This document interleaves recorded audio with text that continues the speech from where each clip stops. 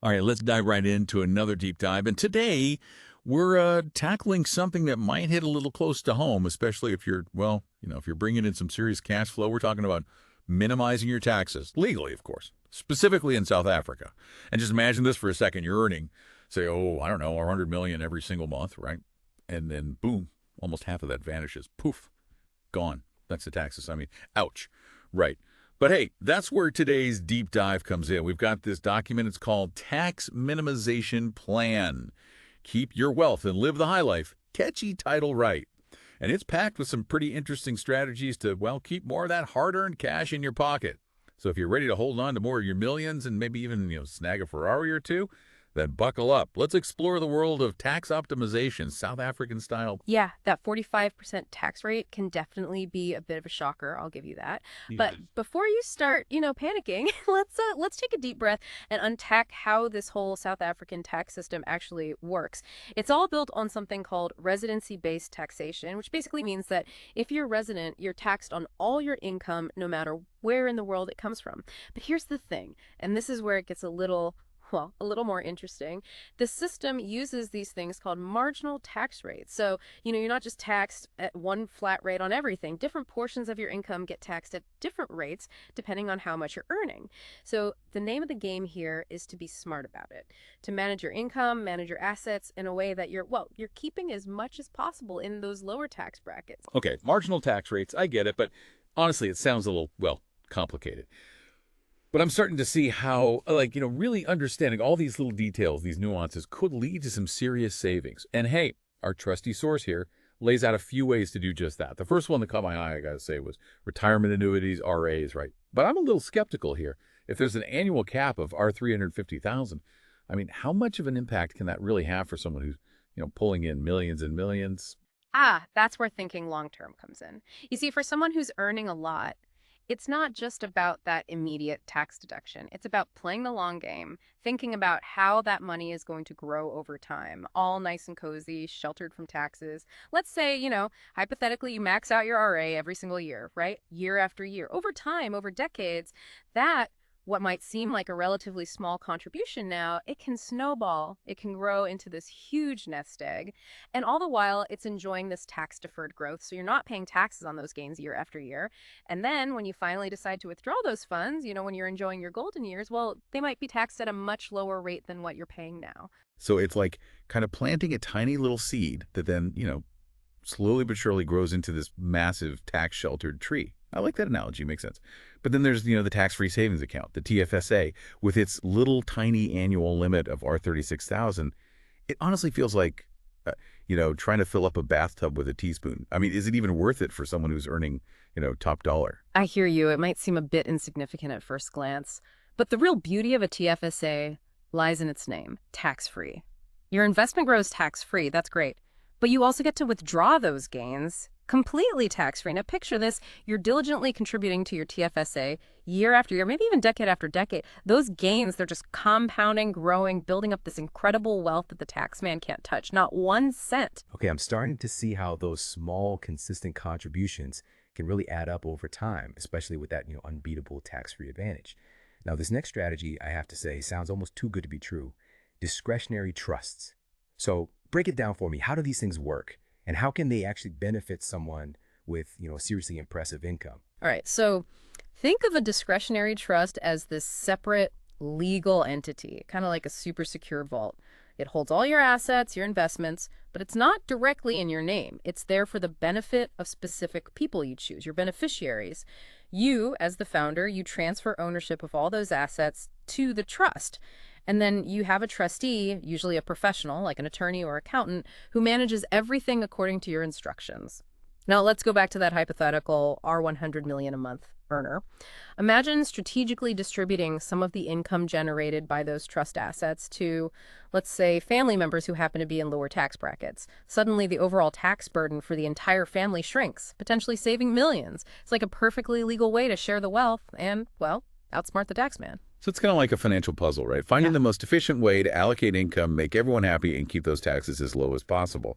But I have to imagine setting up and managing a trust, that's got to be incredibly complex. You're not wrong there. Trusts are powerful tools, no doubt. But to make sure everything's set up right, everything's by the book, both legally and ethically, you really need expert guidance. Lawyers, tax advisors, these are your best friends when it comes to trusts, believe me. Okay, so professional help is key here. Got it. Now, our source also mentions leveraging business structures as another tax minimization strategy. It reminds me of how entrepreneurs use their companies to, reduce their tax burden. Exactly. It's all about using the advantages that different business structures offer to your advantage. For instance, if you set up a private company, you could benefit from that lower corporate tax rate. It's 27% compared to, potentially 45% as an individual. And then there are all those legitimate business expenses you can deduct, bringing that taxable income down even further. So it's like having this whole separate entity that operates under its own set of tax rules, letting you play the game a little differently. Now, this is getting interesting. And the document also talks about optimizing dividend income. Is this like another way to use those business structures to your advantage? You got it. Instead of taking a massive salary, which gets taxed at your highest marginal rate, you could structure things so you're receiving more dividends from your company or even from investments. Dividends, they're taxed at a flat rate of 20% right now, much lower than that top individual income tax rate. So it's all about like shifting your income streams around, making sure your money is flowing in the most tax efficient way possible. Clever. Okay, one last question before we move on, I promise. The source throws out the term capital gains optimization. It sounds like a way to, benefit from those lower tax rates on investments, but how does it actually work in practice? Right. So capital gains, that's just the profit you make when you sell something like, property or shares for more than you paid for it. And in South Africa, capital gains tax has a cap. 18%, way lower than that top income tax rate we've been talking about. So if you're smart about how you buy and sell assets, you could build up your wealth and pay a much lower tax rate on those gains. So it's like a whole separate set of rules for investments, making it way more appealing to build wealth that way rather than just, grinding away for a high income. Now, this is where things are starting to get really, really interesting. But let's take a little breather here, catch our breath, and when we come back, we'll delve even deeper into these strategies and really unpack how they can help you keep more of your hard-earned millions. Don't go anywhere. Okay, welcome back to our deep dive into how to keep more of your money in South Africa. Before we took a little break there, we were talking about trusts and how they can be this powerful tool for anyone earning a significant income. But I got to be honest, I'm still a little, fuzzy on some of the details. Could you maybe walk me through a practical example? How would a discretionary trust actually benefit someone who's earning, let's say, that hypothetical R100 million a month we talked about earlier? Of course, happy to break it down a bit further. Let's say you've got this, impressive portfolio of investments and they're just churning out a substantial income, right? Now, instead of keeping all those investments under your own name, you transfer ownership over to a discretionary trust. So all that income those investments are generating, it's not directly tied to you anymore. It belongs to the trust. And then you've got your trustee, that professional we talked about, usually a lawyer or an accountant, who gets to decide how that income gets distributed to the beneficiaries you've chosen. And here's the kicker. If those beneficiaries, let's say some of your family members, happen to be in lower tax brackets than you, well, guess what? The total tax bill for the whole family goes down, potentially saving millions. It's all above board, completely legal, and a super smart way to spread the wealth around. So you're essentially shifting the tax burden to those who are paying at a lower rate. It's like this strategic game of chess, moving your pieces around, figuring out the most efficient way to allocate income and minimize those taxes. But what about those big purchases, those luxury items? Like, let's say someone wants to buy a fancy car or even a whole fleet of them. Can a trust help with that too? Absolutely. Instead of buying that shiny new sports car in your own name, the trust can buy it for you. So technically, the car belongs to the trust, not to you personally. And that can have some pretty sweet tax advantages, especially when it comes to estate duty. It's all about structuring your assets in a way that, keeps SARS happy.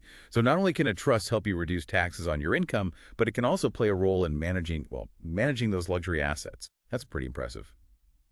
But I have to ask, setting up a trust, it can't be as simple as, filling out a form online, can it? Yeah, you're definitely right about that. Trusts, they're not exactly a DIY project. They're complex legal entities, and setting one up properly, it takes careful planning, it takes expert guidance.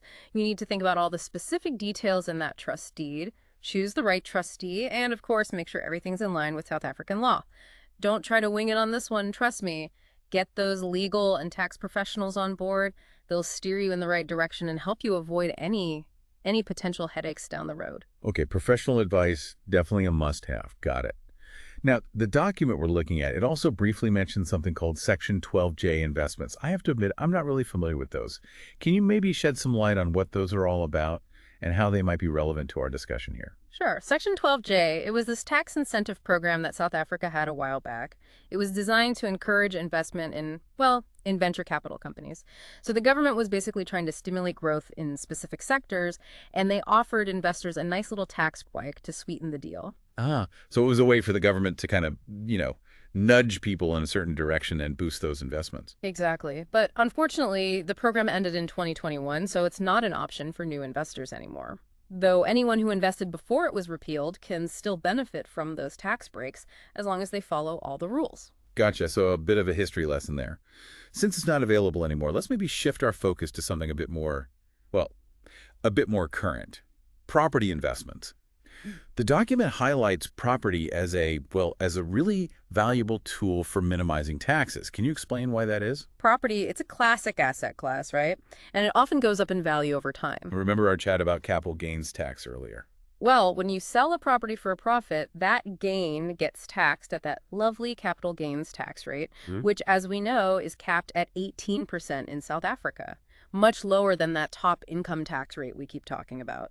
So by investing in property, you're not just, potentially making a nice profit, but you're also doing it in a way that keeps more of that money in your pocket. Exactly. And I seem to recall you mentioning that trust can come into play here as well. Is that right? You've got a good memory. Yes, you can structure property ownership within a trust.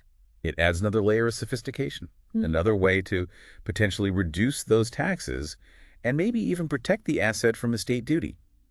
It's amazing how all these different strategies can fit together like pieces of a puzzle to create this comprehensive plan for minimizing your taxes.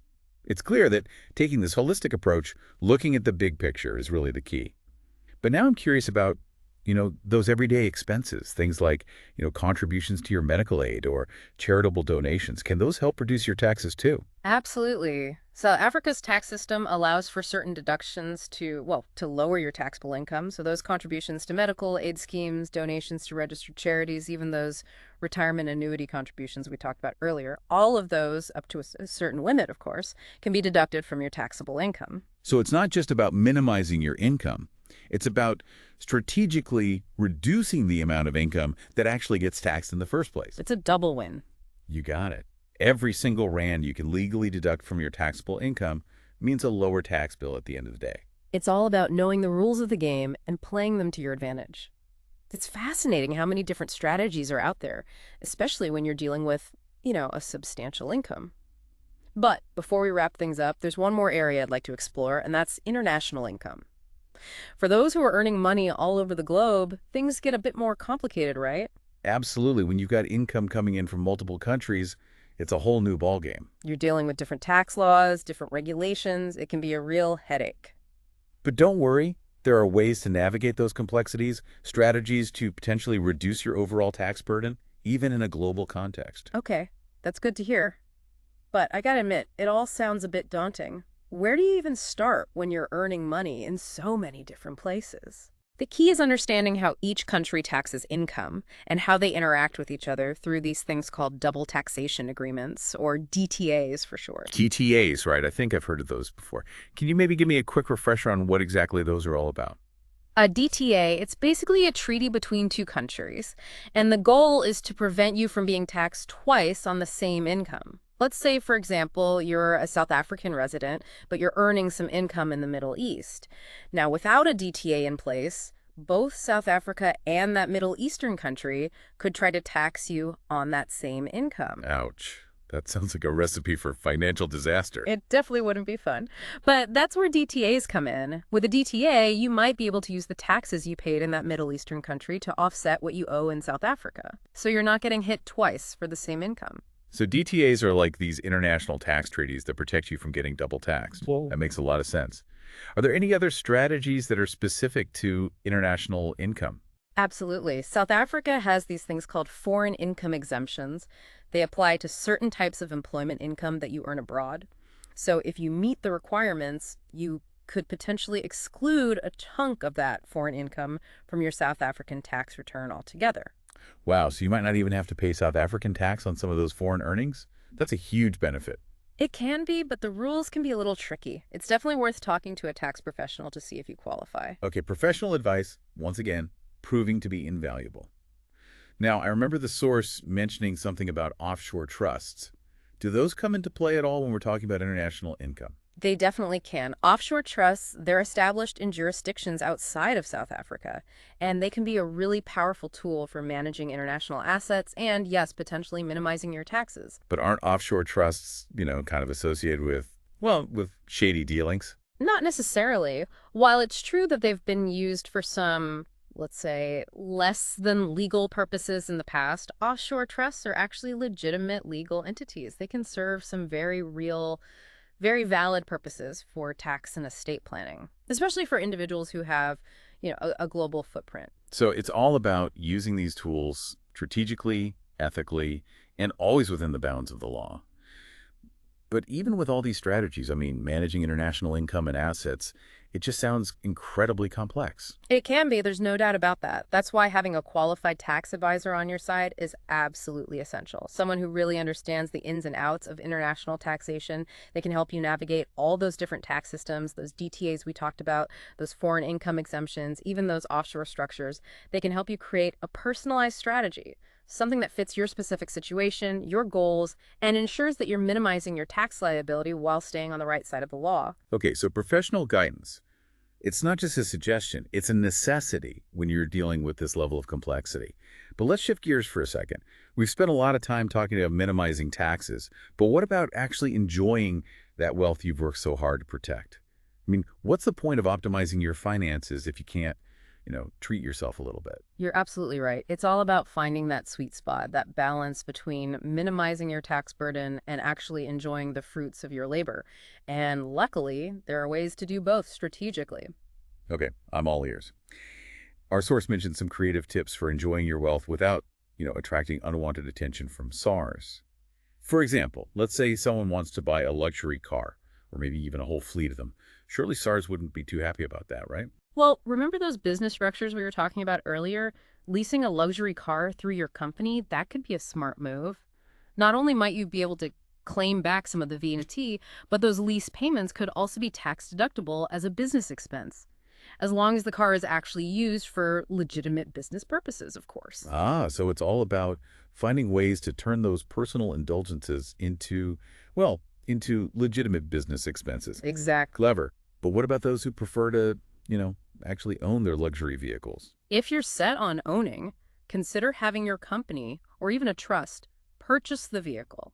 That way, the asset isn't directly tied to your personal income, and you might be able to claim depreciation expenses as the car loses value over time. Okay. Again, it's all about strategic structuring. It seems like there's always a strategic angle to consider.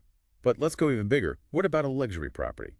Surely that's got to raise some eyebrows at SARs. Not necessarily. Remember, property can be a fantastic investment. It can generate rental income, and it often appreciates in value over time.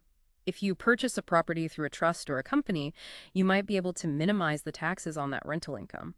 And you could potentially shield the property from estate duty as well. Wow, so you're not just enjoying a luxurious lifestyle, you're also strategically building your wealth and minimizing your tax liability all at the same time. Exactly. It's about having a holistic approach to your finances, thinking about your current lifestyle and your long-term financial goals. This has been an incredible journey through the world of tax minimization in South Africa. We've covered so much ground, from basic strategies to these sophisticated international structures. And it's clear that there are so many opportunities out there to optimize your tax situation, especially when you're dealing with significant wealth. Absolutely. The key takeaway here is that minimizing taxes, it's not about finding loopholes or doing anything illegal. It's about understanding the rules, using them strategically, and getting expert advice to navigate those complexities. It's about making sure you're paying what you owe and not a penny more. Well said.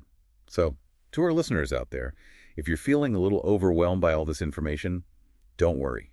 The most important thing is to take action.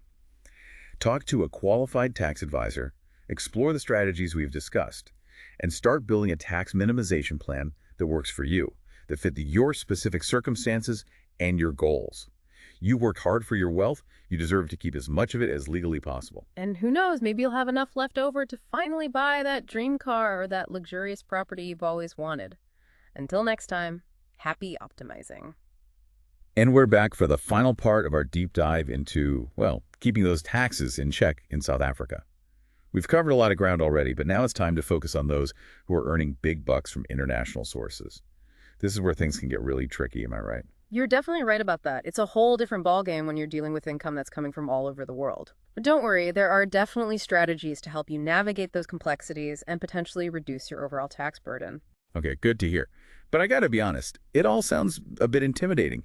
Where do you even begin when you've got income coming in from different countries? Well, the key is understanding how each country taxes income and how they work together to avoid you getting taxed twice on the same income. And that's where those double taxation agreements, or DTAs, come into play. ETAs, yeah. I remember we touched on those earlier. Can you just give me a quick reminder of what those are all about? Sure. Basically, a DTA is like a treaty between two countries. And the goal is to make sure you don't end up paying taxes twice on the same income. So let's say you're a South African resident, but you're also earning income in, I don't know, let's say Dubai. Okay, I'm following. Now, without a DTA, both South Africa and Dubai could try to tax you on that same income. Ouch. That doesn't sound good at all. No, it wouldn't be. But with a DTA, you might be able to use the taxes you already paid in Dubai to reduce what you owe in South Africa. So you're not getting penalized for earning money in different places. Exactly. It's all about making sure you're only paying your fair share. DTAs, they're like international tax superheroes, protecting us from double taxation. Mm-hmm. So are there any other strategies that are specifically for international income? There are. South Africa also offers something called foreign income exemptions, and these apply to certain types of employment income that you earn while working abroad. Okay. If you meet the requirements, you could potentially exclude a portion or even all of that foreign income from your South African tax return. Wow, so you might not have to pay South African tax on some of those foreign earnings.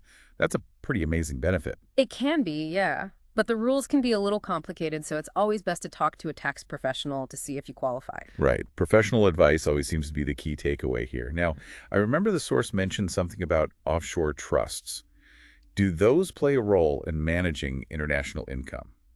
They definitely can. Offshore trusts, they're set up in countries outside of South Africa, and they can be a really powerful tool for managing your international assets and potentially minimizing your taxes. I always thought offshore trusts were, well, a bit shady, to be honest. I understand why you might think that, yeah. But while it's true that they've been used for some, let's say, questionable purposes, offshore trusts are actually legitimate legal entities. They can be used for very valid reasons, like tax and estate planning, especially for people who have assets and income in multiple countries. So it's not about being sneaky. It's about using these tools in a strategic and ethical way. But even with all these strategies, managing international income just sounds so complicated. It can be, definitely. That's why having a qualified tax advisor on your team is so important. Someone who really understands the intricacies of international taxation. They can help you navigate all those different tax systems, those DTAs, those foreign income exemptions, even those offshore structures. And they can help you put together a plan that's tailored to your specific situation and your goals, making sure you're minimizing your tax liability while staying on the right side of the law. Okay, professional advice is definitely a must when you're dealing with this level of complexity. Well, we've covered a lot of ground in this deep dive, from those basic tax-saving strategies to those complex international structures. It's pretty amazing how many opportunities there are to optimize your tax situation, especially when you're dealing with significant wealth. It is. It really is. And the most important thing to remember is this. Minimizing your taxes, it's not about finding loopholes or doing anything illegal. It's about understanding the rules, using them strategically, and getting expert advice to make sure you're doing everything right. It's about paying what you legally owe and not a penny more. Couldn't have said it better myself. So, to our listeners, if you're feeling overwhelmed by all this information, don't worry. The first step is to take action. Talk to a qualified tax advisor, explore those strategies that resonate with you, and start building a tax minimization plan that fits your life, your goals, and your unique circumstances. You worked hard for your wealth, so you deserve to keep as much of it as legally possible. Absolutely. And who knows, maybe you'll even have enough left over for that dream vacation, that luxury car, or that investment property you've always wanted. Until next time, happy optimizing.